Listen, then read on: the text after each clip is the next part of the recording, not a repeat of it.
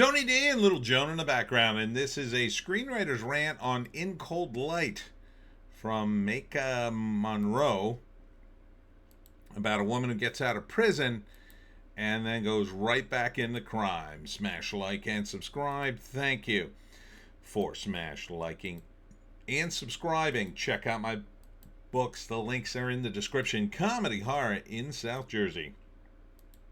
It's the Pineys books 1 through 18. Available at Amazon.com.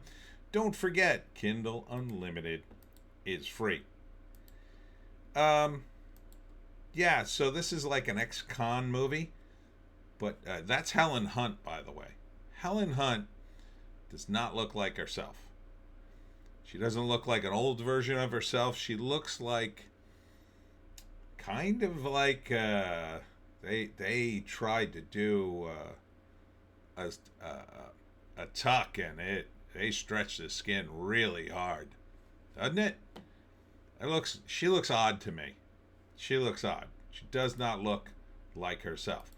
But I guess she's the bad guy in this, because there's a scene where the main character says, "Is there any chance you're not going to kill me?" And Helen Hunt says, "No." There's a lot of elements here, a lot of action, so I would give it a chance, unless I heard it really sucked. Although it does feel like a male lead would probably work better for an ex-con kind of movie, because it feels like she is desperate to commit a lot of crime and may have killed her brother too. This is her dad accusing her. He kind of looks like Bob Odenkirk, but that can't be him. So first act, she gets out of jail. Second act goes right back into crime, but then gets stopped with one of her criminal buddies who's got coke on him, doesn't want to go back to jail, and goes on the run. And I don't know, there's a lot of other elements here. Kind of hard to process. There's almost too much in this movie. And I guess Helen Hunt's a bad guy somehow. I felt like at first she was like a therapist or a parole officer. Now it feels like, I don't know, maybe she doesn't mean literally kill her. Let's see if we can suss out some information on the IMDb. I like the name of the movie, In Cold Light. Kind of sounds like a beer. In Cold Light. Beer for criminals. Rated R for adult situations. Ava attempts to go straight after prison, but her twin is murdered, and being a witness to the shooting, she is forced to run for her life. So I guess her brother's the twin referenced in here. Okay, that trailer didn't come off that way at all. Felt like she was just going to go right back into crime. Like she got out of prison and she goes right back into crime. Like, it's important to make the distinction, guys who did the trailer, that she didn't want to go back in crime, but she's forced back into it in order to either avenge her brother, her twin, or save her family or save herself. Like, that's a big distinction. That is an important distinction, because if she gets out of prison and attempts to go straight, but then is forced back into crime, that makes her a more noble character, and I'm kind of rooting for her because she didn't want to go back to crime. And that's a pretty common sort of ex-con sort of movie thing.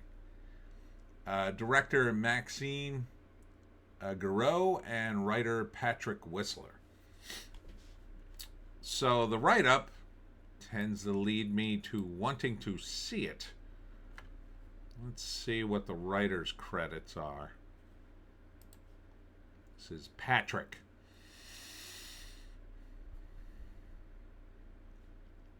Got a couple of upcoming movies, some TV shows, Dreamland. I don't recognize any of these, but at least he's got some creds, I suppose. Yeah, I'd give it a chance. I mean, it doesn't seem terrible. Seems like it might be good. Somehow the rodeo's involved too, and I'm not sure how.